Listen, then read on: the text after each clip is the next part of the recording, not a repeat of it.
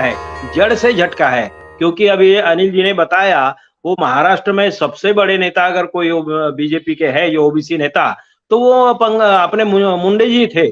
और अभी उनका परिवार पंकजा मुंडे भी बहुत अच्छी तरह से संभाल रही थी। हालांकि उतनी ऊंचाई या इतनी डेप्थ उनमें नहीं है विचारों में, ये बात सही है। लेकिन ओबीसी या महाराष्ट्र में भाजपा के नेता या चेहरा जो अगर असल मायने में थे जमीन से जुड़े हुए, तो मुंडे फैमिली है, इसमें कोई शक नहीं है। और अगर पंकजा मुंडे और प्रीतम मुंडे ये दोनों बहनें जाएगी तो दोनों बहनें जाएगी। और जैसे कि बोला है शिवसेना को ज्वाइन करेगी, तो ये बहुत अच्छी बात है। शिवसेना ही उनके लिए पर्याय है, बाकी पार्टियां तो मुझे नहीं लगती है। तो शिवसेना उनके लिए पर्याय है। तो वो और मराठवाड़ा में शिवसेना का भी अच्छा खासा दबदबा रहा है ऐसी, तो इसीलिए उनको सभी तरह से शिवसेना को भी फायदे वाली बात है, मतलब उद्धव ठाकरे जी को फायदे की बात है, पंकजा मुंडे जी को के लिए भी फायदे की बात है, दोनों बहनों के लिए भी। और सबसे बड़ी बात है कि गोपीनाथ मुंडे जी और बाला साहब ठाकरे के भी रिलेशंस बहुत अच्छे थे। और एक पंकजा मुंडे और उद्धव ठाकरे, इनके भी रिलेशंस बहुत अच्छे हैं।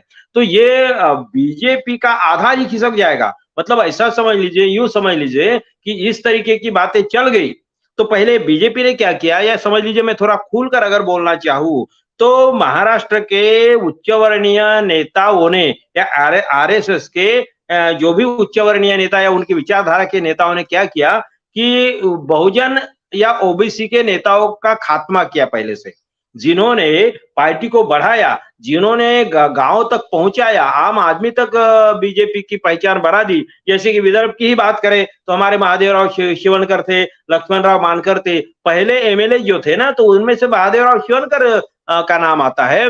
जो किसान आघाड़ी जो थे, बीजेपी की नेशनल आघाड़ी, उसके प्रेसिडेंट थे, उनको भी रास्ते से हटा दिया, उनको भी पॉलिटिकली खत्म कर दिया।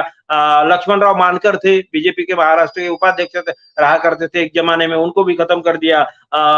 इधर अरुण भाऊ अड़सठ थे, अपने फुंडकर साहब थे जो कृषि मंत्री थे। कृषि मंत्री होते वो हुए भी उनको बिल्कुल कुछ पूछा नहीं जाता था। अगर किसानों के आंदोलन भी हो जाता है तो कौन कृषि मंत्री है या नहीं, ऐसे हालात उनके थे, उनको कोई पूछता नहीं था, तो दरकिनार कर दिया जाता था। तो ओबीसी बहुजनों का जो भी नेतृत्व था और अभी भी है, तो उनको खत्म करने का काम कर देते हैं। जैसे कि अभी ये इनको बावनकुळे जी भी है, तो नेता तो है नहीं उनके, उनका उतरा तो ये है नहीं, मैं ये नहीं मानूंगा। फिर भी ठीक है, बहुजन समाज से आते, ओबीसी समाज से आते, उनको भी ऐन समय पे टिकट नहीं दिया ना, उनका भी काट दिया।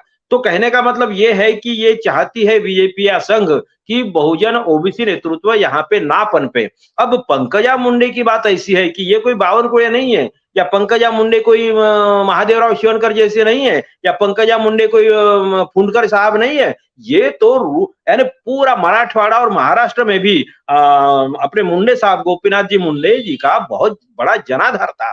जनाधार ने लोगों के दिलों में बसते हैं, वो अभी भी लोगों के दिलों में बसते हैं। तो ऐसे नेता के साथ में अगर ये वही खेल खेलना शुरू कर देंगे, तो ये तो गए ही काम से। और इसमें एक बात पक्की है, इसमें दोहरा झटका हो सकता है, या दोहरी कुल्हाड़ी समझ लीजिए, मुंडे जी के नेतृत्व पे या गर्दन पे है होगी, समझ लीजिए, तलवार समझ लीजिए। एक तो क्या है कि संघ भी नहीं चाहता है किनको खत्म, जैसे कि मैं बता दूं ना कि नितिन जी गडकरी जब ऑल इंडिया के प्रेसिडेंट थे, तब मुंडे साहब के साथ में उन्होंने बहुत अच्छी तरह से बर्ताव करना चाहिए था, मगर उन्होंने मुंडे साहब के ग्रुप के एक शहर अध्यक्ष के लिए प्रेस्टीज पॉइंट बना दिया था। अब राष्ट्रीय अध्यक्ष कहा और वो एक शहर अध्यक्ष के लिए, पार्टी के शहर अध्यक्ष के लिए प्रेस्टीज पॉइंट बना के मुंडे जी को नीचा दिखाने के लिए जो कोशिश की थी, तो ये वाकया लोग भूले नहीं है। ये तो इस कदर महाराष्ट्र में ओबीसी के नेतृत्व को खच्ची करने के लिए, खात्मा करने के लिए ये तो बिल्कुल उतावले हुए हैं, संघ उतावला है। और ऐसे इसमें पंकजा मुंडे और उधर मोदी जी नहीं चाहते कि महाराष्ट्र से कोई भी नेता फडणवीस से लेकर गडकरी से भी उनकी दुश्मनी है। मैं ये भी बोलता हूं कि फडणवीस जी के भी उन्होंने पैर कतरे हैं, ये तो समझ में आता है। इंसल्ट कर दिया उनका ऐन समय पे, शपथ विधि के समय में, ये सब बातें हैं।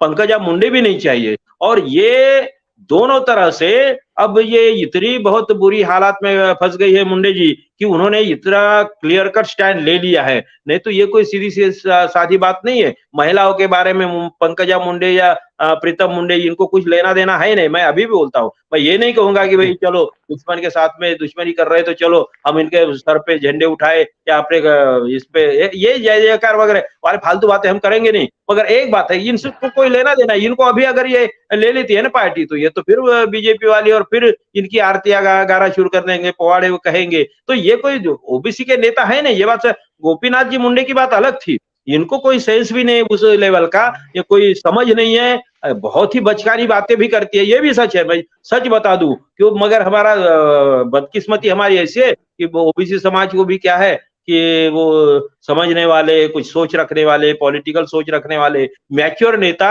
हमें पसंद नहीं है। तो क्या करें, मगर ये बहुत अच्छा हो जाता, अच्छा हो है कदम। ये इसका मतलब यही है कि दरारें बहुत बढ़ चुकी है और ये दरारें इतनी बड़ी है कि बहुत बड़े क्या बोलते नदी का रूप ले ली है। इधर का उधर नहीं जा पाएगा, उधर का इधर नहीं जा पाएगा। अगर कूदने की कोशिश करेंगे तो बह जाएंगे।